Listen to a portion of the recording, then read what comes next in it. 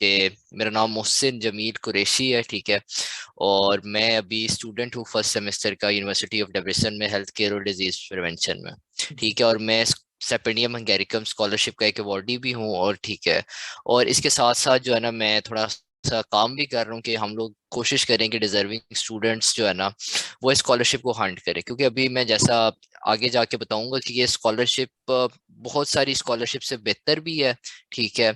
और बहुत सारा इसमें जो है ना, अपॉर्चुनिटीज बहुत ज्यादा हैं, क्योंकि आपके लिए एक यूरोप एक हब है अपॉर्चुनिटीज का, ठीक है। बाकी जहाँ तक कंसर्न है कि मैं यूनिवर्सिटी ऑफ डेब्रिसन में पढ़ रहा हूँ, ये one of the oldest university है हंगरी की, और ऑलमोस्ट 15 ईयर्स हो गए हैं इस यूनिवर्सिटी को, ठीक है। जी मतलब सर। 15 सेंचुरी से ये यूनिवर्सिटी है, लाइक आप 6 to 700 ईयर्स ओल्ड इसकी एक हिस्ट्री है, ट्रेडिशन है, लेगेसी है, ठीक है। और हंगरी का जो एजुकेशन सिस्टम है वो बहुत बहुत अच्छा है, ठीक है। और जैसे मैं आगे बताऊंगा भी, ठीक है, कि यहाँ पे जो यूनिवर्सिटीज है वो लाइक 2 3 4 सेंचुरीज ओल्ड है, ठीक है। तो उनके हाँ। पास एक हेरिटेज भी है और साथ मॉडर्नाइजेशन भी है, ठीक है। जैसे जैसे वीडियो आगे बढ़ेगी आपको बताऊंगा कि आपने स्टाइपेंडियम हंगेरिकम स्कॉलरशिप भी क्यों, ठीक है। जैसे कि आप लोग देख सकते हैं कि स्टाइपेंडियम हंगेरिकम जो स्कॉलरशिप है, ठीक है, ये है क्या, ठीक है। स्टाइपेंडियम हंगेरिकम जो हमारे पास स्कॉलरशिप है, बेसिकली ये one of the best scholarships है अंडर ग्रेजुएट स्टूडेंट्स के लिए, ठीक है।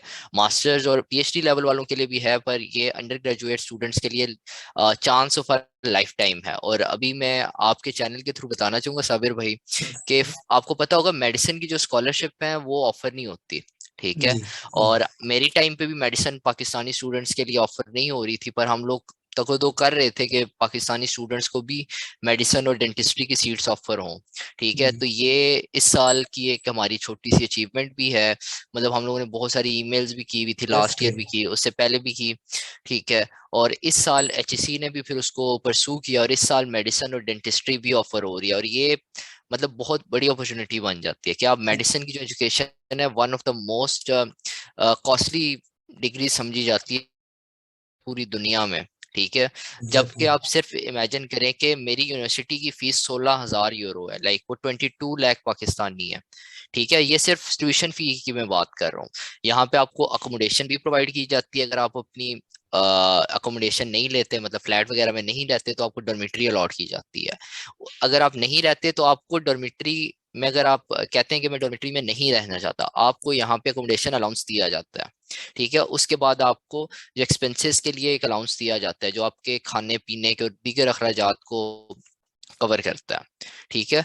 तो ये एक अपॉर्चुनिटी मतलब बहुत बड़ी अंडर ग्रेजुएट लेवल पे भी। फिर मास्टर्स लेवल पे आपको बहुत ज्यादा इंडस्ट्री में प्रैक्टिकल काम करने का मौका मिलता है। जैसे कि हमारे बहुत सारे स्टूडेंट्स आते हैं यहाँ पे बैचलर्स लेवल पे, उनके बड़े अच्छी एकेडमिक प्रोफाइल होती है, पर रीजन ये होता है कि वो रिसर्च वर्क में और बाकी जो चीजें होते हैं प्रैक्टिकल कामों में बहुत ज्यादा पीछे होते हैं। उसकी रीजन ये होती है कि हम वहाँ पे थ्योरी पे बिलीव करते हैं, पर यहाँ पे पूरी दुनिया में जो ट्रेंड है वो प्रैक्टिकल कामों पे ज्यादा फोकस है उनका।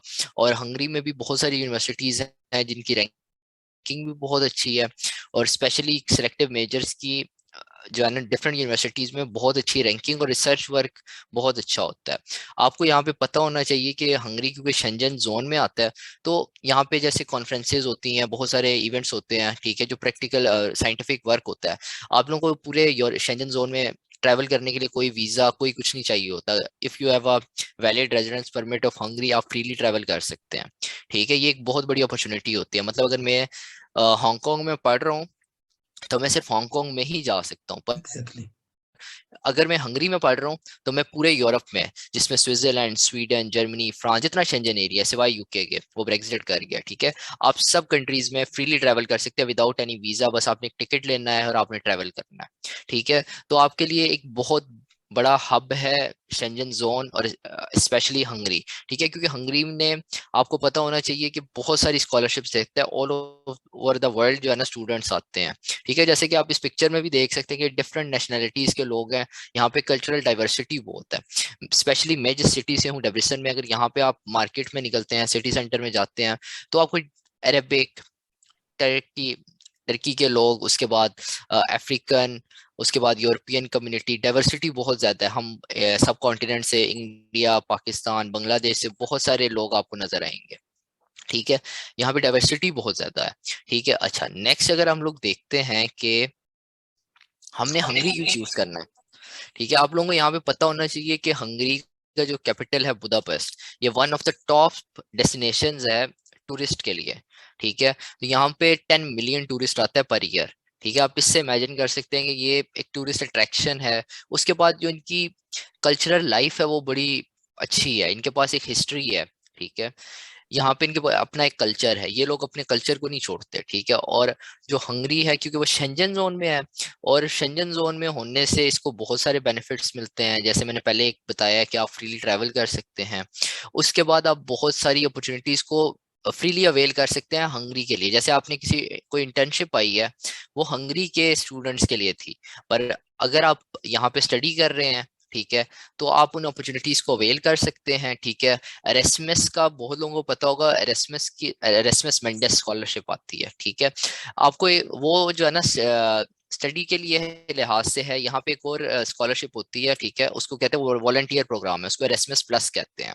तो एरेस्मस प्लस में डिफरेंट जो शेंजन की कंट्रीज है उनका एक कोटा होता है।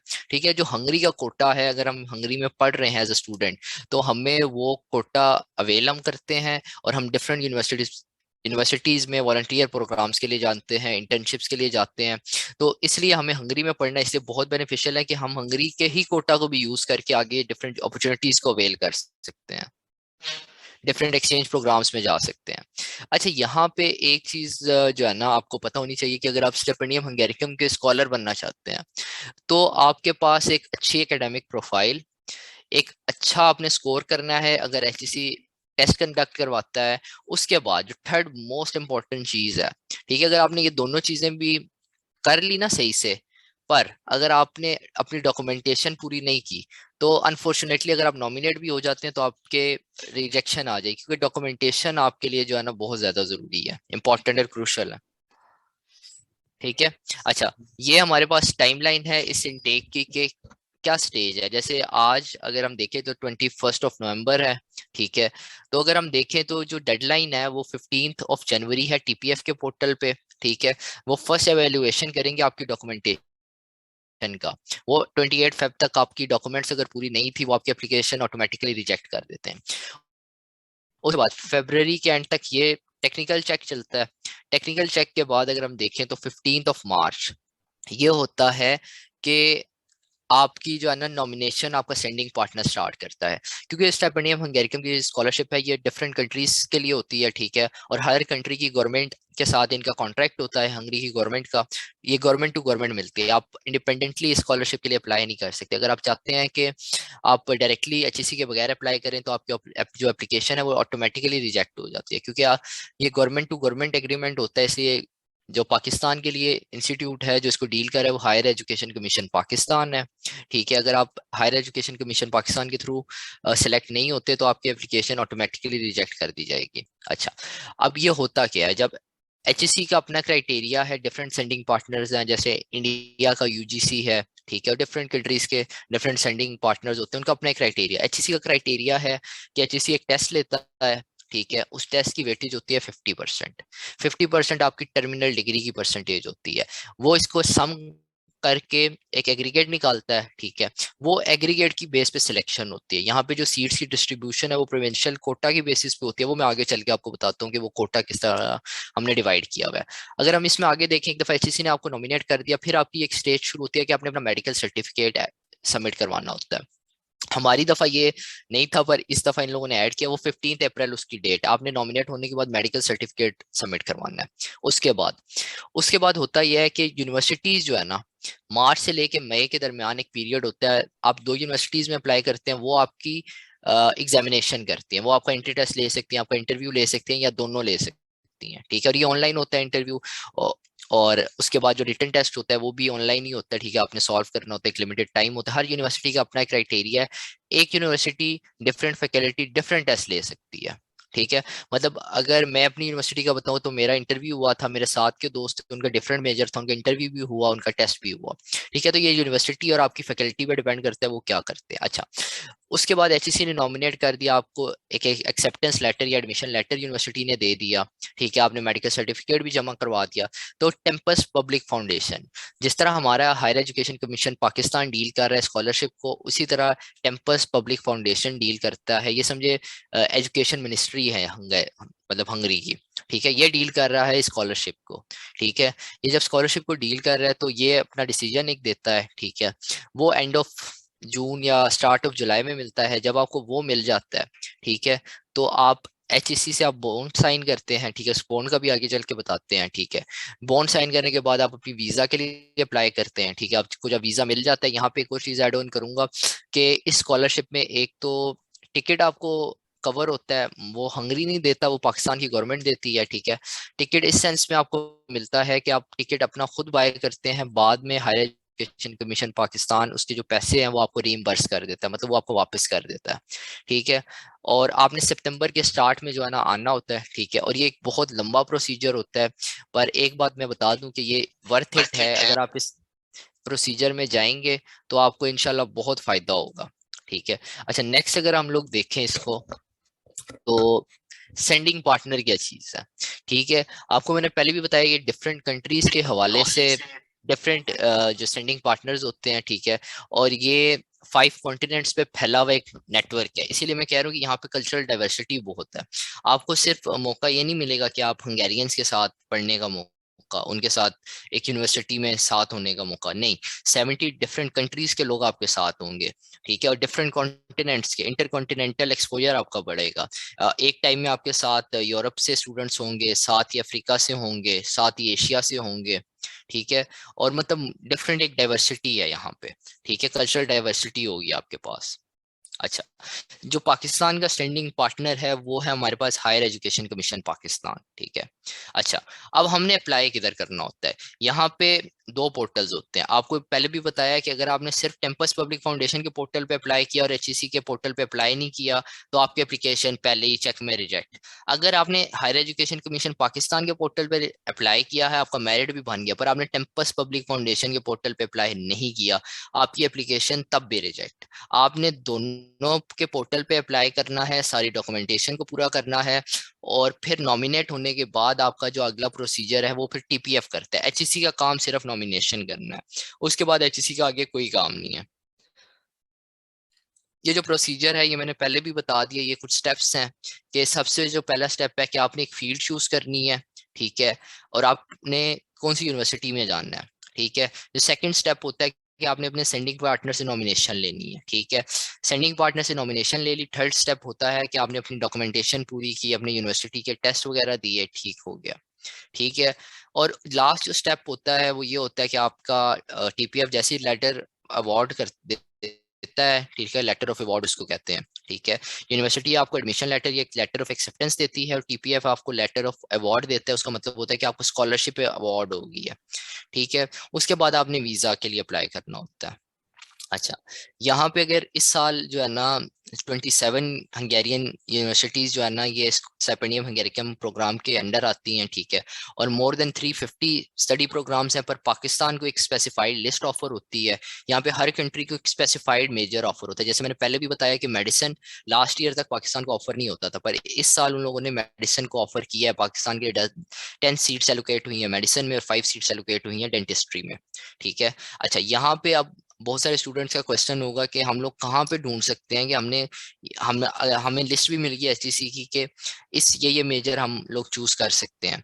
तो उन लोगों के लिए ये एक लिंक है, ठीक है, स्टेपेनियम हंगेरिकम स्टडी फाइंडर का, ठीक है। ये लिंक में वो जाके अपना लेवल बैचलर्स के लिए अप्लाई करें, बैचलर्स को क्लिक करेंगे, फिर वहाँ पे एक ऑप्शन होगा स्टेपेनियम हंगेरिकम अवेलेबल हो, नॉट अवेलेबल या एनी। तो वहाँ पे उन्होंने करना स्टेपेनियम हंगेरिकम अवेलेबल हो। उसके बाद उन्होंने डिग्री का नाम सर्च बार में लिखना, सर्च करना, उनके पास सारी यूनिवर्सिटीज आ जाएंगी जो वो स्पेसिफिक डिग्री ऑफर कर रही होंगी या उससे रिलेटेड डिग्री ऑफर कर रही होंगी। तो वो वहाँ पे चूज कर सकते हैं। और यहाँ पे मैं आपको एक चीज बताता चलूँ कि दो यूनिवर्सिटीज आप चूज करते सकते हैं सेम मेजर के लिए, या टू डिफरेंट यूनिवर्सिटीज चूज कर सकते हैं डिफरेंट मेजर्स के लिए। एक ही यूनिवर्सिटी में दो मेजर के लिए भी अप्लाई कर सकते हैं, टू डिफरेंट यूनिवर्सिटीज में डिफरेंट मेजर, या एक ही यूनिवर्सिटी में टू डिफरेंट मेजर्स के लिए भी अप्लाई कर सकते हैं, ठीक है। अच्छा, नेक्स्ट जो हमारे पास चीज है कि एप्लीकेशन की डेडलाइन क्या है। यहाँ पे एचएससी ने थोड़ी सी चेंजिंग की है। आज उनकी एडवर्टीजमेंट आई है कि एचएससी ने 17 जनवरी को लास्ट डेट कर दिया है, ठीक है। और टीपीएफ की जो लास्ट डेट है वो 15 जनवरी है। तो बेसिकली आप लोगों ने टीपीएफ के साथ ही चलना होता है, तो आप लोगों के लिए भी लास्ट डेट 15 जनवरी ही होनी चाहिए। और मेरा ये मानना है कि अगर आपने किसी स्कॉलरशिप के लिए अप्लाई कर रहे हैं तो आपको बहुत पहले जो है ना अप्लाई डेडलाइन से पहले ही अप्लाई कर लेना चाहिए, ताकि अगर आपसे कोई गलती होगी है तो आप एप्लीकेशन की डेडलाइन से पहले उसमें चेंजिंग कर सकते हैं। पर एक दफा डेडलाइन ओवर होगी तो फिर आप जो मर्जी कर लें, आपके पोर्टल में कोई चेंजिंग नहीं हो सकती व्हाट्सोएवर। अच्छा, यहाँ पे सिलेक्शन का क्या क्राइटेरिया है, ठीक है। एचईसी एग्रीगेट बनाता है 50% हैट जो टेस्ट है उसका, और टर्मिनल डिग्री, जैसे अगर आप बैचलर्स कर रहे हैं तो एफएससी आपकी टर्मिनल डिग्री है, अगर आप मास्टर्स कर रहे हैं तो बैचलर्स आपकी टर्मिनल डिग्री है, पीएचडी कर रहे हैं तो मास्टर्स आपकी टर्मिनल डिग्री है, ठीक है। अच्छा, ये जो है ना मेरिट लिस्ट है। अब मैंने पहले जैसे बताया था कि यहाँ पे प्रोविंशियल कोटा की बेसिस पे सिलेक्शन होती है, ठीक है। अब प्रोविंशियल कोटा हमारे पास चीज क्या है, यहाँ पे आपको पता होगा कि जैसे इस्लामाबाद वगैरह में कोई भी अपॉर्चुनिटी आती है तो उसमें सिर्फ इस्लामाबाद के लोगों का हक नहीं होता, उसमें पंजाब की, सिंध की, केपीके की, बलोचिस्तान की, फाटा की, गिलगित बल्तिस्तान की और आज़ाद जम्मू कश्मीर की सीट्स होती हैं, ठीक है। बेसिकली जो इस्लामाबाद की सीट्स होती हैं उनको यूनाइट कर दिया जाता है पंजाब के साथ, ठीक है। यहाँ पे आप देखेंगे तो ओपन मेरिट पे पीएचडी का जो मेरिट था वो 89.475 था, मास्टर्स का था 89.88 और बैचलर्स का था 86.725। मतलब ये ओपन मेरिट की सीट्स हैं। अगर हम बैचलर्स पे जाते हैं तो सीट डिस्ट्रीब्यूशन नीचे मैं अभी आपको बताता भी हूँ, ठीक है। हर लेवल पे ओपन मेरिट की अलग सीट्स हैं, मतलब अगर आप ओपन मेरिट में आपका मेरिट फॉल करता है तो आपकी कोटा की बेस पे सिलेक्शन नहीं होगी, आपकी ओपन मेरिट पे सिलेक्शन होती है, ठीक है। पर अगर आपकी ओपन मेरिट से मेरिट नीचे है तो फिर वो आपके प्रोविंस पे डिपेंड करता है। अगर उसका मेरिट आपका जो लास्ट मेरिट है, ठीक है, उसका प्रोविंस का जो लास्ट मेरिट, अगर आपका उससे मेरिट ऊपर फॉल कर रहा है, ठीक है, तब आपका जो है ना सिलेक्शन हो जाती है। अगर उससे नीचे है लास्ट मेरिट से तो आपकी सिलेक्शन नहीं होती। पर यहाँ पे भी एक जो है ना एक्सेप्शन होती है कि एचएससी दो लिस्ट प्रोड्यूस करता है। एक होती है मेन लिस्ट, जैसे ये मेन लिस्ट है लास्ट ईयर की, और एक लिस्ट होती है वेटिंग लिस्ट। वेटिंग लिस्ट में वो बच्चे होते हैं जो इनका लास्ट मेरिट से थोड़े से पॉइंट का डिफरेंस होता है, उनको वेटिंग लिस्ट में डाल दिया जाता है कि अगर मेन लिस्ट से कोई लड़का रिजेक्ट होता है, ठीक है, स्टूडेंट, तो उसको जो है ना फिर मेन लिस्ट में ऐड किया जाता है, ठीक है। आप लोग देख सकते हैं कि पंजाब का जो वेट मतलब मेन मेरिट था वो 80.775 था बैचलर्स के लिए, ठीक है। 84.85 था मास्टर्स के लिए, 81.325 था पीएचडी के लिए, ठीक है। इसमें 50% उनकी टर्मिनल डिग्री की परसेंटेज और 50% उनके हैट का स्कोर है, ठीक है। अब यहाँ पे अगर हम लोग जाएंगे तो ये आप देख सकते हैं वेटिंग लिस्ट।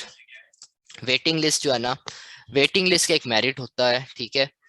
वेटिंग लिस्ट जो है 78.82, 83.11, ये इनका वेटिंग लिस्ट का क्राइटेरिया है, ठीक है, पीएचडी, मास्टर्स और बैचलर्स का, ठीक है।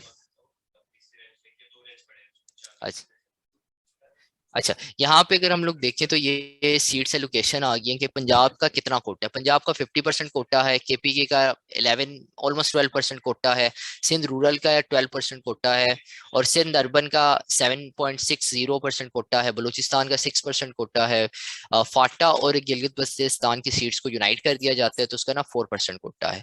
आजाद जम्मू कश्मीर की 2% कोटा है। अगर हम इसको अंडर ग्रेजुएट पे देखते हैं तो पंजाब ओपन मेरिट की जो सीट्स हैं, ठीक है, वो अगर हम उसको देखते हैं पंजाब के हमारे पास 62 सीट्स आ जाती हैं, ठीक है। ओपन मेरिट की हमारे पास 7 सीट्स आती हैं, ठीक है।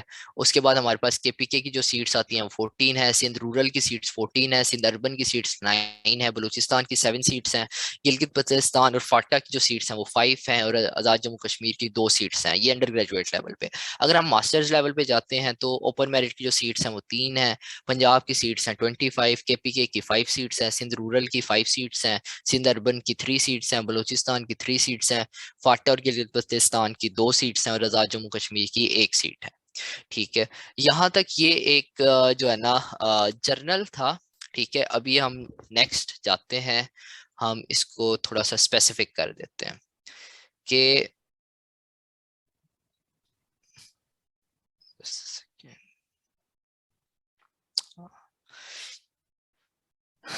साबिर भाई यहाँ पे जी आपको स्क्रीन शो है? अच्छा। जी प्लीज। अच्छा, ये जो है ना फील्ड्स हैं जो एचएससी ऑफर कर रहा है, एचएससी को ऑफर हुई हैं इस साल। अब यहाँ पे आप देख सकते हैं कि ये अंडर ग्रेजुएट के लिए जो है ना ये फील्ड्स हैं, ठीक है। इसमें बहुत सारी फील्ड्स हैं, ठीक है। ये अंडर ग्रेजुएट्स के स्टूडेंट अगर अंडर ग्रेजुएट में अप्लाई करना चाह रहे तो वो इन सब फील्ड्स में अप्लाई कर सकता है। यहाँ पे एक चीज बताना चलूं कि जो इंजीनियरिंग की डिग्रीज हैं वो ऑफर नहीं हो रही, ठीक है। उसकी रीजन ये थी कि जो हंगरी की डिग्री थी उसको पाकिस्तान इंजीनियरिंग काउंसिल रिकग्नाइज नहीं कर रही थी। जब पीईसी की रिकग्निशन आपको नहीं मिलती तो आप ना गवर्नमेंट की जॉब्स नहीं कर सकते। तो स्टूडेंट्स को इस पर बड़े कंसर्न्स थे, ठीक है। अब वो रिकग्निशन की कोशिश पता नहीं हुई या नहीं हुई, तो एचएससी ने ये किया कि उन्होंने ना इंजीनियरिंग की डिग्रीज ही ऑफर करना बंद कर दी, ठीक है। वो पाकिस्तान के लिए उसकी सीट जरूर आती है पर आप अप्लाई नहीं कर सकते क्योंकि एचएससी आपको अलाउ नहीं करता, ठीक है। अच्छा, यहाँ पे ये सब डिग्रीज अंडर ग्रेजुएट लेवल पे ऑफर हो रही हैं, ठीक है। अच्छा, इसके बाद वन टायर मास्टर प्रोग्राम, ये क्या चीज है? यहाँ पे जैसे मैंने बताया है कि जो मेडिसिन है, ठीक है, फार्मेसी, डेंटिस्ट्री, वेटनरी मेडिसिन और ये पेंटिंग, ग्राफिक आर्ट्स, ये 5 ईयर्स या 6 ईयर्स की डिग्री है। ये बैचलर्स और मास्टर्स का सम होता है, ठीक है। इसको वन टायर मास्टर्स प्रोग्राम कहते हैं। इसमें पाकिस्तान के लिए ऑलमोस्ट 17 सीट्स हैं जिसमें 10 मेडिसिन की है, 5 डेंटिस्ट्री की हैं और 2 सीट्स ओवरऑल हैं, ठीक है। अगर इसमें हम आगे जाते हैं तो मास्टर लेवल पे हमें इंजीनियरिंग की डिग्रीज ऑफर होती हैं, ठीक है। इसमें आप लोग देख सकते हैं कि मास्टर लेवल पे बहुत सारी डिग्रीज ऑफर हो रही हैं, ठीक है। जैसे इसमें व्हीकल इंजीनियरिंग है, ट्रांसपोर्टेशन इंजीनियरिंग है, स्ट्रक्चर इंजीनियरिंग है, मैकेनिकल इंजीनियरिंग है, ठीक है, कंप्यूटर साइंस इंजीनियरिंग है, केमिकल इंजीनियरिंग है, ठीक है, masters of business administration and so on, ठीक है। ये डिग्रीज हमारे पास मास्टर लेवल पे ऑफर हो रही हैं, ठीक है। और इसमें काफी डिग्रीज हैं, ठीक है। और ये इनके बाद अगर हम आगे जाते हैं तो हमारे पास पीएचडी आ जाता है। पीएचडी लेवल पे हमें तमाम मेजर्स ऑफर होते हैं। मतलब अगर आप पीएचडी करना चाहते हैं तो आप किसी भी सब्जेक्ट में, किसी भी कोर पे आप पीएचडी कर सकते हैं यहाँ पे, ठीक है। उसमें एचएससी की तरफ से कोई रिस्ट्रिक्शन नहीं है, ठीक है। आपको कोई रिस्ट्रिक्शन नहीं, आप जब चाहें, ठीक है, किसी भी मेजर में अप्लाई कर सकते हैं। यहाँ पे दो चीजें मैं बताता चलूँ कि एक चीज होते हैं पीएचडी वालों के लिए स्पेसिफिक है और मास्टर्स वालों के लिए उनको रिकमेंडेशन लेटर चाहिए होते हैं अपने प्रोफेसर से। जिस यूनिवर्सिटी से उन्होंने जो उनकी टर्मिनल डिग्री है ना उसके प्रोफेसर से रिकमेंडेशन लेटर चाहिए होते हैं, ठीक है। और उसके बाद उनको जो पीएचडी के लिए स्पेसिफिक है उनको अपने सुपरवाइजर से एक एक्सेप्टेंस लेटर वो चाहिए होता है। पर यहाँ पे एक चीज बताता चलूं कि वो अभी इस स्टेज पे जरूरी नहीं होता। वो उनको चाहिए होता है कि जब एचएससी उनको नॉमिनेट कर देता है तो फिर उनको स्टाइपेंडियम गैरिकम वाले टाइम देते हैं कि तुम्हारे पास 2 महीने का टाइम है, 1 महीने का टाइम है, तो अपने सुपरवाइजर से एक्सेप्टेंस लो कि वो तुम्हें जो है ना अपने पास रखेगा, ठीक है। यहाँ पे फिर जब वो सुपरवाइजर आपको वो लेटर दे देता है, ठीक है, वो आपने फिर अपलोड करना होता है, ठीक है। उससे पहले आपको किसी प्रोफेसर से किसी से कांटेक्ट करने की जरूरत नहीं होती, ठीक है। जब एक दफा आप नॉमिनेट हो जाते हैं, नॉमिनेशन का मतलब होता है आपके पास फंडिंग आ गई है। जब आपके पास फंडिंग आ जाती है ना तो फिर आपको प्रोफेसर बहुत इजीली बस उसने एक एक्सेप्टेंस देनी होती है कि उसको फंडिंग का इशू नहीं होता। साबिर भाई को जैसे आप बता भी सकते हैं कि जी प्रोफेसर्स को फंडिंग, अगर आपके पास फंडिंग नहीं है ना तो आपको स्कॉलरशिप के लिए हंट करना पड़ता है। प्रोफेसर आपको कहते हैं तुम फंडिंग ले आओ तो मैं तुम्हें अपने पास एक्सेप्ट कर लूंगा, ठीक है। तो यहाँ पे स्टिपेंडियम एंड गैरिकम में ऐसे होता है कि आपको ना जब एचएससी एक दफा नॉमिनेट कर देता है तो फिर क्योंकि आपकी स्टिपेंडियम एंड गैरिकम आपको फंडिंग दे रहा होता है इसलिए आपका जो है ना सिलेक्शन बहुत आसान हो जाती है, ठीक है। तो ये जो है ना था। और हाँ, एक चीज और मैं बता दूं कि एक दफा आपने अप्लाई कर दिया, ठीक है, उसके बाद आप अपनी फील्ड या डिग्री चेंज नहीं कर सकते, ठीक है। यहाँ पे एक दफा स्कॉलरशिप अवार्ड हो जाती है, ठीक है, उसके बाद आप अपनी डिग्री फील्ड कभी भी चेंज नहीं कर सकते। हाँ, आप यूनिवर्सिटी चेंज कर सकते हो, एक यूनिवर्सिटी से दूसरी यूनिवर्सिटी में जा सकते हो, पर एक डिग्री से दूसरी डिग्री में आप नहीं जा सकते, ठीक है। यहाँ पे आपके पे रिस्ट्रिक्शन है, ठीक है। सबीर भाई, आपका अगर यहाँ तक कोई क्वेश्चन हो? जी, थैंक यू वेरी मच। आपने बहुत एलेबोरेटली, बहुत अच्छे तरीके से आपने एक्सप्लेन किया। जैसा कि आपने बताया पीएचडी वालों के लिए जब मेजर इशू ही फंडिंग का होता है। मेरा last time university of Nottingham UK में हुआ था। प्रोफेसर ने इंटरव्यू कंडक्ट किया, सब कुछ हो गया, बट अनफॉर्चुनेटली फंडिंग ही मेजर बैरियर था। तो जैसे कि भाई बता रहे हैं, फंडिंग आपके पास होगी तो एक्सेप्टेंस लेटर कोई इशू नहीं है, आप किसी भी प्रोफेसर को अप्रोच करेंगे, जब आपको HEC और ये आपको नॉमिनेट कर देंगी फर्दर, तो देन अप्रोच करना कोई आपके लिए इशू नहीं होगा। बाकी आपने बहुत ही अच्छे तरीके से एक्सप्लेन किया, मैं आपको बहुत मशकूर हूँ। Thank you very much for your precious time. बहुत बहुत शुक्रिया साबिर भाई। और यहाँ पे मैं एक चीज ऐड करूंगा जिसको मैंने एंड पे ही जिक्र करना था, जिसका यहाँ पे बहुत सारे जो स्टूडेंट्स आते हैं उनके दिल में क्वेश्चन होता है कि यार वो यहाँ पे आएंगे, वो जॉब कर सकते हैं, ठीक है, वो आगे यहाँ से जर्मनी भाग सकते हैं, इटली भाग सकते हैं, ये स्टूडेंट्स का मुझे जी बहुत ज्यादा मैसेजेस आते रहते हैं।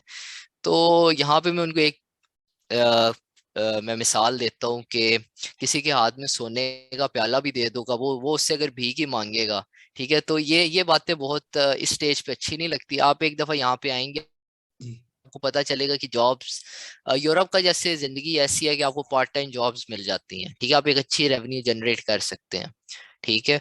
पर ये तब की बातें हैं जब आप यहाँ पे आ जाएंगे, आपको पता चलेगा यहाँ पे अपॉर्चुनिटीज मिल जाती हैं, ठीक है। जैसे मैं डेब्रिसन में पढ़ रहा हूँ, तो मैंने सुना था कि यूनिवर्सिटी ऑफ डेब्रिसन में जिसके जो स्टूडेंट्स हैं उनको जॉब्स वगैरह नहीं मिलती, ठीक है। यहाँ पे भी मैं भी अभी जॉब कर रहा हूँ, और मतलब ये होता है कि ये बात की बातें होती हैं, ठीक है। आप लोगों का जो इस टाइम पे गोल होना चाहिए कि आपने अगर स्टेपेंडियम हंगेरिकम स्कॉलरशिप के लिए अप्लाई करना है तो आपने उसको मेरिट पे स्टैंड करना है, ठीक है। अगर मेरिट पे आप आ जाते हैं, ठीक है, तो फिर आप लोग हमें अप्रोच करें कि हम आगे हमारे लिए क्या होगा, हम इस सिटी में जा रहे हैं, हमें ये हेल्प चाहिए, ये हेल्प चाहिए। बाकी मैं आप लोगों को एक बात बताऊंगा, हमारी जो पाकिस्तानी कम्युनिटी है स्पेशली डेब्रिसन में और बुदापेस्ट में और मतलब all over Hungary, Pakistani community बहुत ज़्यादा एक्टिव है, ठीक है। आपको कोई भी इशू होगा तो पाकिस्तानी कम्युनिटी आपको ऑन करेगी और आपकी हेल्प के लिए आएगी। मैं पर्सनली अपनी एग्जांपल देता हूँ, मुझे थोड़े इश्यूज आए तो बहुत सारी जो कम्युनिटी थी और सीनियर्स थे मेरे, उन्होंने मुझे बहुत हेल्प आउट किया, ठीक है। तो इंशाल्लाह आप लोग भी जब आएंगे तो हम लोग अपनी पूरी कोशिश करेंगे आपको हेल्प करें। अभी भी हम कोशिश अपनी तरफ से कर रहे हैं कि आहिस्ता आहिस्ता हम लोग जो है ना स्टूडेंट्स को गाइड करें। अच्छा, यहाँ पे एक बहुत बड़ा जो क्वेश्चन होता है स्टूडेंट्स का, वो ये होता है कि HEC हमसे एक बॉन्ड साइन करवाता है, ठीक है। वो बॉन्ड में ये होता है कि आपकी जैसे ही डिग्री पूरी होगी आप पाकिस्तान वापस आएंगे।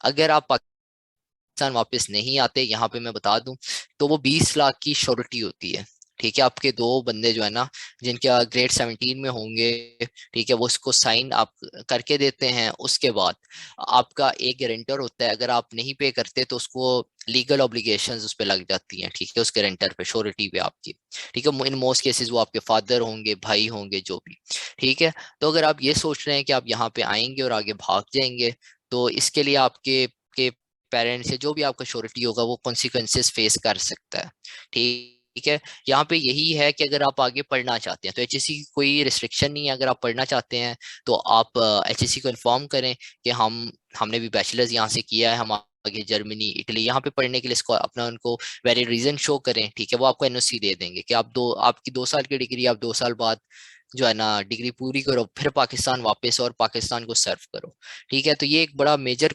कंसर्न होता है स्टूडेंट्स का। तो उनको यही बताया जाएगा कि जो अपॉर्चुनिटी आपको मिल रही है ना, ये once in a lifetime है। एक दफा आपके पासपोर्ट पे शेंजन का वीजा लग जाता है तो वो आपके पासपोर्ट को बहुत स्ट्रांग बना देती है ये चीज। आप लोगों को ये पता होना चाहिए कि जो शेंजन का वीजा है, सिर्फ आपके पास अगर हंगरी का ही वीजा है ना, तो आप बहुत सारी कंट्रीज से वीजा फ्री हो जाते हैं। आप लोग इमेजिन करें कि आपके पास सिर्फ शेंजन का वीजा है, आप उस कंट्री में आपको वीजा लेने की जरूरत नहीं है। तो ये एक पावर होती है, ठीक है, शेंजन वीजा की। तो इनशाला जब आप लोग आएंगे आप लोगों को बहुत सारी अपॉर्चुनिटीज मिलेंगी, और हमारी भी यही कोशिश होगी कि जितना हम लोग हेल्प आउट कर सकेंगे आप लोग की हेल्प आउट करेंगे, ठीक है। बाकी अगर किसी को भी कोई भी क्वेश्चन हो तो वो मेरे जो है ना इंस्टाग्राम पे मुझे मैसेज कर सकता है, ठीक है। मैं साबिर भाई को अपना इंस्टाग्राम का लिंक शेयर कर दूंगा, ठीक है। जी तो वो फिर मुझे कांटेक्ट कर सकते हैं। बाकी एक चीज मैं और बताऊंगा आप लोगों को कि आप लोग की कोशिश यही होनी चाहिए कि अपने डिजायर्ड मेजर में आए। आप लोग ये ना देखें कि यार मेडिसिन की डिग्री बहुत अच्छी है तो मैं उसमें आ रहा हूँ, नहीं। आप लोगों को अगर मेडिसिन पसंद है तो फिर मेडिसिन में आए। इमेजिन करें, मेरे पास यहाँ पे मेरे दोस्त हैं जो इंजीनियरिंग छोड़ के BS इंग्लिश कर रहे हैं, यहाँ पे वो आए हैं BS इंग्लिश कर रहे हैं। क्यों? अब और वो बड़ा अच्छा उनकी एकेडमिक प्रोफाइल बन गया, वो बड़ी अपॉर्चुनिटीज को अवेल कर रहे हैं और अब एकेडमिकली बहुत एक्सेल कर रहे हैं अपनी फील्ड में, ठीक है। क्यों? उन्होंने अपने जो उनको अंदर क्या एक होता है ना, इंसान का एप्टीट्यूड होता है, वो उसको परस्यू कर रहे हैं, अपने गोल को परस्यू कर रहे हैं। ठीक है, मेरे पास यहाँ पे सीनियर्स है, उन्होंने आईआर किया और अभी वो बड़ी अच्छी जॉब्स कर रहे हैं। क्यों? उनको आईआर का शौक था, उन्होंने वही चीज नहीं की कि किसी ने कहा यार इंजीनियरिंग करो, किसी ने कहा सीएस कर लो। तो आप लोगों ने इस बात को जहन में रखना है कि आप यहाँ पे आएंगे ना हंगरी में, मैं पाकिस्तान की मिसाल नहीं देता, एटलीस्ट मैं हंगरी का इतनी जरूर कह सकता हूँ, आप यहाँ पे आएंगे अपनी मर्जी का मेजर चूज करके, और फिर यहाँ पे मेहनत करेंगे, एफर्ट्स पुट इन करेंगे, तो इंशाल्लाह जब आप वापस जाएंगे तो आप बहुत कुछ अचीव करके वापस जाएंगे, और आपके लिए एक बड़ा अच्छा प्रोफेशनल करियर आपका वेट कर रहा होगा। श्योर, इंशाल्लाह। इंशाल्लाह। थैंक तो यू वेरी साबिर भाई, मच।